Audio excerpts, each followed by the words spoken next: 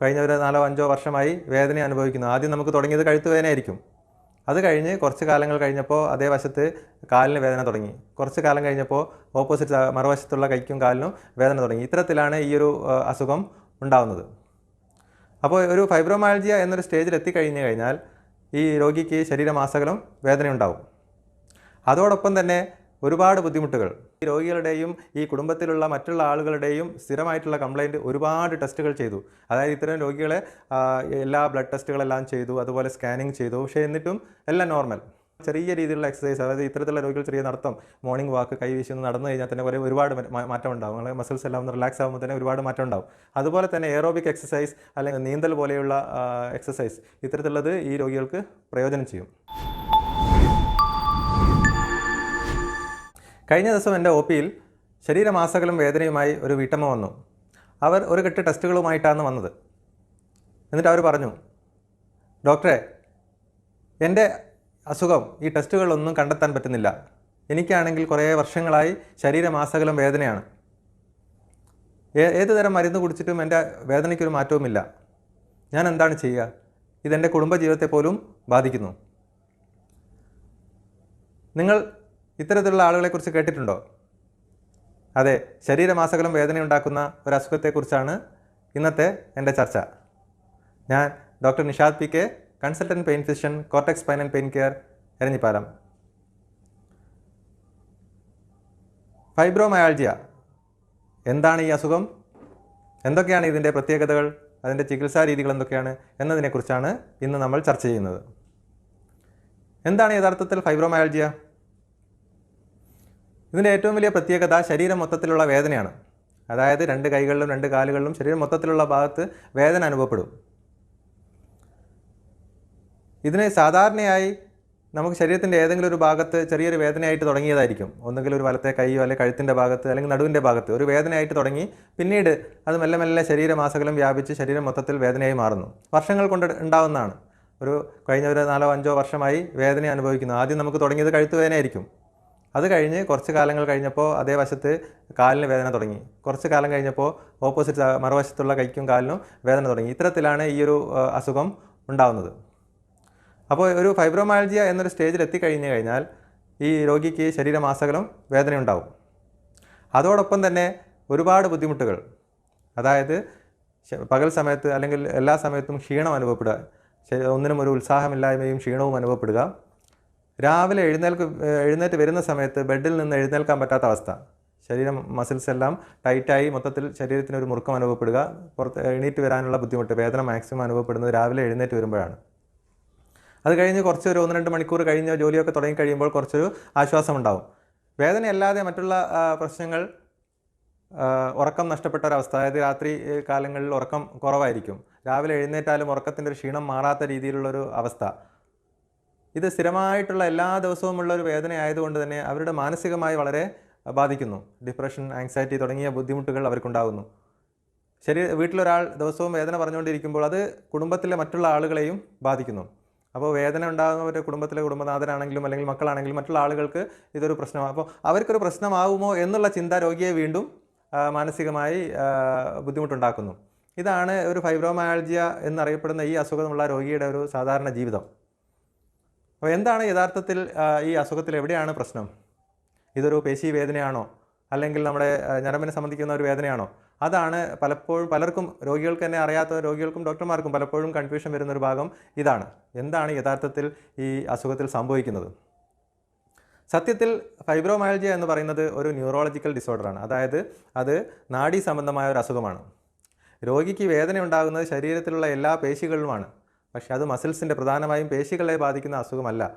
മറിച്ച് അത് തലച്ചോറിൽ നിന്ന്, അതായത് സെൻട്രൽ നെർവസ് സിസ്റ്റം എന്നറിയപ്പെടുന്ന നമ്മുടെ തലച്ചോറും സുഷുമ്നാ നാഡിയും അടങ്ങിയ ഭാഗത്ത് നെർവ്സിനുണ്ടാകുന്ന മാറ്റങ്ങൾ കൊണ്ടുണ്ടാകുന്ന ഒരു അസുഖമാണ് ഫൈബ്രോമയാൽജിയ. അത് തുടങ്ങാൻ കാരണം തുടക്കത്തിൽ ഇതുപോലെ വല്ല പരിക്കുകളോ അല്ലെങ്കിൽ ഏതെങ്കിലും ഒരു മസിൽസിൻ്റെയോ അല്ലെങ്കിൽ ഏതെങ്കിലും ഒരു ഡിസ്കിൻ്റെയോ ഭാഗത്തുണ്ടാകുന്ന ചെറിയ അസുഖമായിട്ടായിരിക്കും തുടങ്ങിയിട്ടുണ്ടാകുക. പക്ഷേ തുടർച്ചയായി നമ്മുടെ ശരീരത്തിൻ്റെ ഏതെങ്കിലും ഒരു ഭാഗത്ത് വേദന അനുഭവപ്പെടുകയും ആ വേദന ഈ നെർവ്സ്, നാഡികൾ വഴി സ്പൈനൽ കോഡിലൂടെ തലച്ചോറിലെത്തുന്നു. അപ്പോഴാണ് നമ്മളൊരു വേദന അറിയുന്നത്. അപ്പോൾ അത് സ്ഥിരമായിട്ടൊരു ഭാഗത്തു നിന്ന് വേദനയുടെ സിഗ്നൽസ് നമ്മൾ തലച്ചോറിലെത്തിക്കഴിഞ്ഞാൽ ആ തലച്ചോറിൻ്റെ ഭാഗത്ത്, വേദന അറിയുന്ന ഭാഗത്തും അതുപോലെ തന്നെ ഈ വേദന കൊണ്ടുപോകുന്ന സുഷുമ്നാ നാഡിയുടെ ഭാഗത്തും ചെറിയ കെമിക്കൽ ചേഞ്ചസ് വരും.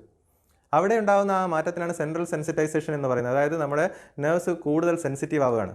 ആദ്യം ഒരു സ്ഥലത്തുനിന്ന് ഒരു വേദന നമ്മൾ തൊട്ട് കഴിഞ്ഞാൽ അല്ലെങ്കിൽ എന്തെങ്കിലും ഒരു വേദന ഉണ്ടായിക്കഴിഞ്ഞാൽ അത് ഒന്നായിട്ടാണ് അറിയുന്നതെങ്കിൽ ഈ ഒരു അവസ്ഥയിലെത്തുമ്പോൾ ഒരു വേദന 10 മടങ്ങായിട്ട് 100 കണക്കിന് വേദനയായിട്ട് നമുക്ക് അനുഭവപ്പെടും. അതായത് വേദനയുടെ കാഠിന്യം കൂടുന്നു. ചെറിയതൊരു സ്റ്റിമുലസ് ഉണ്ടാകുമ്പോൾ തന്നെ വേദന കൂടുന്നു. അത്തരത്തിലൊരു അവസ്ഥയിലേക്ക് വരുന്നതിനാണ് സെൻട്രൽ സെൻസിറ്റൈസേഷൻ എന്ന് പറയുന്നത്.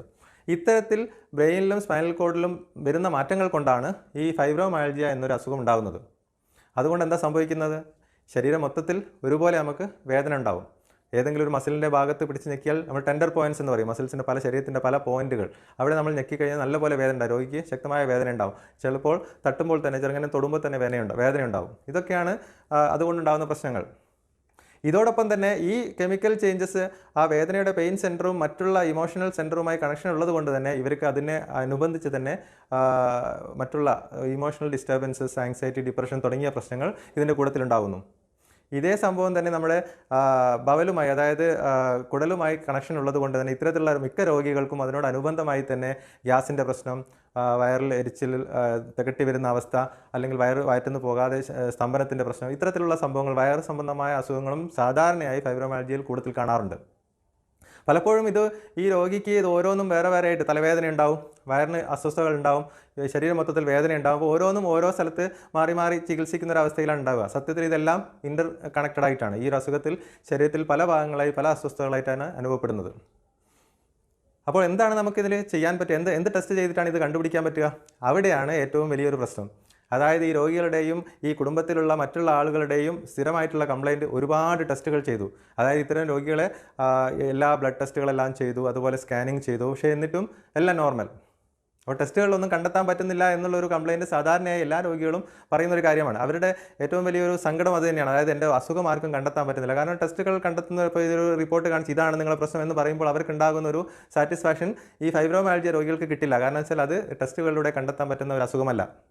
പിന്നെ എന്തിനാണ് ടെസ്റ്റുകൾ ചെയ്യുന്നത്? ടെസ്റ്റുകൾ പലപ്പോഴും ചെയ്യുന്നത് മറ്റുള്ള അസുഖങ്ങൾ, ഇത്തരത്തിൽ ശരീരം മൊത്തത്തിൽ വേദനയുണ്ടാക്കുന്ന മറ്റുള്ള അസുഖങ്ങൾ ഇല്ല എന്ന് ഉറപ്പുവരുത്താനാണ് പലപ്പോഴും ടെസ്റ്റുകൾ ചെയ്യുന്നത്. അത് ഉദാഹരണമായി പറയുകയാണെങ്കിൽ വാദസംബന്ധമായ ചില അസുഖങ്ങൾ, സീറോ നെഗറ്റീവ് സ്പോണ്ടൈലോആർത്രൈറ്റിസ് എന്ന് പറയുന്ന അസുഖത്തിന് ശരീരത്തിൽ പല ജോയിൻറ്റുകളിലും പല ഭാഗങ്ങളായിട്ട് വേദന വരാം. അപ്പോൾ അത്തരത്തിലുള്ള ചില അസുഖങ്ങൾ നമുക്ക് കൃത്യമായി ഈ വാദസംബന്ധമായ ചില അസുഖങ്ങൾ ഇല്ല എന്ന് ഉറപ്പുവരുത്തൽ പ്രധാനമായി ആവശ്യമുള്ള കാര്യമാണ്. അപ്പോൾ അത്തരത്തിലുള്ള ഈ അസുഖങ്ങളൊന്നും ഇല്ല എന്നുള്ള ആവശ്യത്തിന് വേണ്ടി മാത്രമാണ് ഈ ഫൈബ്രോമയാൽജിയ പോലെയുള്ള സിംറ്റംസ് ഉള്ള ആളുകളിൽ ടെസ്റ്റുകൾ ചെയ്യുന്നത്.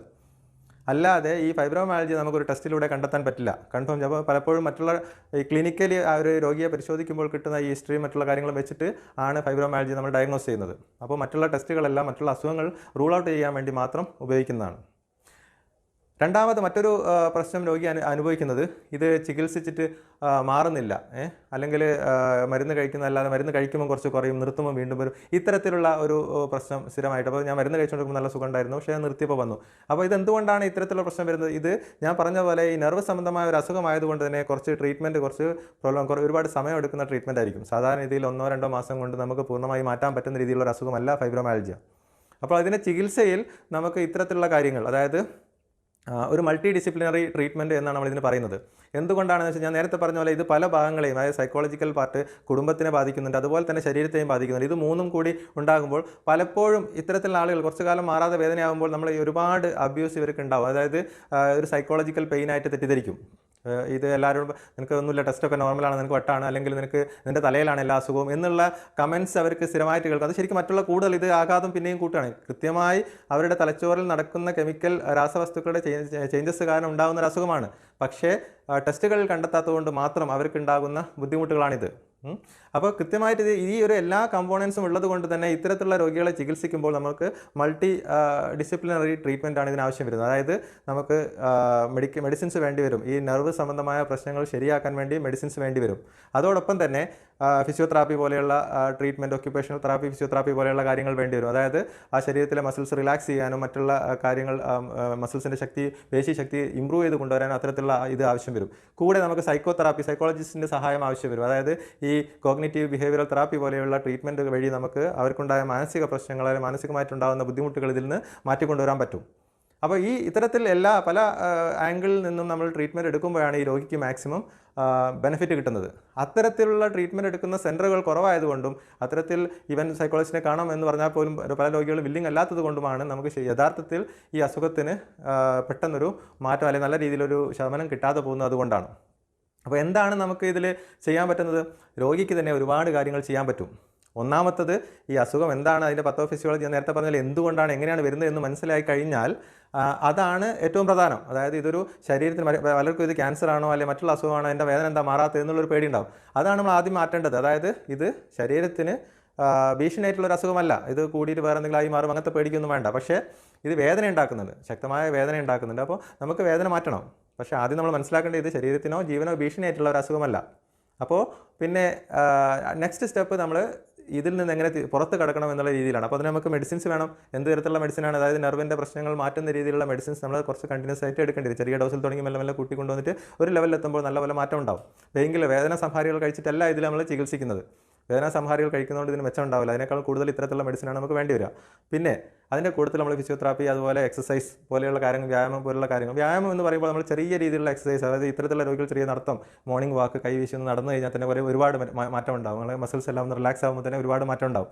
അതുപോലെ തന്നെ എയറോബിക് എക്സസൈസ് അല്ലെങ്കിൽ നീന്തൽ പോലെയുള്ള എക്സസൈസ്, ഇത്തരത്തിലുള്ളത് ഈ രോഗികൾക്ക് പ്രയോജനം ചെയ്യും. ശരീരം മൊത്തത്തിൽ നമുക്ക് സ്ട്രെച്ച് ചെയ്യുന്ന രീതിയിലുള്ള എക്സസൈസ് എപ്പോഴും ഇത്തരത്തിലുള്ള രോഗികൾ, യോഗ പോലെയുള്ള കാര്യങ്ങളെല്ലാം ഇവർക്ക് ഹെൽപ്പ് ചെയ്യുന്നതാണ്. അതോടൊപ്പം തന്നെ നമ്മൾ മെഡിസിൻസ് എടുക്കുക, പ്ലസ് മറ്റുള്ള കാര്യങ്ങൾ സൈക്കോളജിക്കൽ സപ്പോർട്ടും കൂടി എടുത്തു കഴിഞ്ഞാൽ നമുക്ക് ഇത്തരത്തിലുള്ള ഒരു ബയോ സൈക്കോ സോഷ്യൽ മോഡലായിട്ടുള്ള ട്രീറ്റ്മെൻറ്റ് എടുത്തു കഴിഞ്ഞാൽ രോഗിക്ക് നല്ല ആശ്വാസം ഉണ്ടാകും. ഫൈബ്രോമയാൾജിയെക്കുറിച്ച് ചെറിയ കാര്യങ്ങൾ ഇത് മൊത്തത്തിൽ പറയാൻ ഒരു വീഡിയോ മതിയാവില്ല. പക്ഷേ എന്നാലും അതിൻ്റെ മെക്കാനിസം, ബേസിക്കായി എന്താണ് പ്രശ്നമെന്ന് നിങ്ങൾക്ക് മനസ്സിലായി എന്ന് ഞാൻ കരുതുന്നു. വേദന ഉണ്ടാക്കുന്ന മറ്റുള്ള അസുഖങ്ങളുടെ വിശേഷങ്ങളുമായി ഞാൻ വീണ്ടും വരാം. നന്ദി.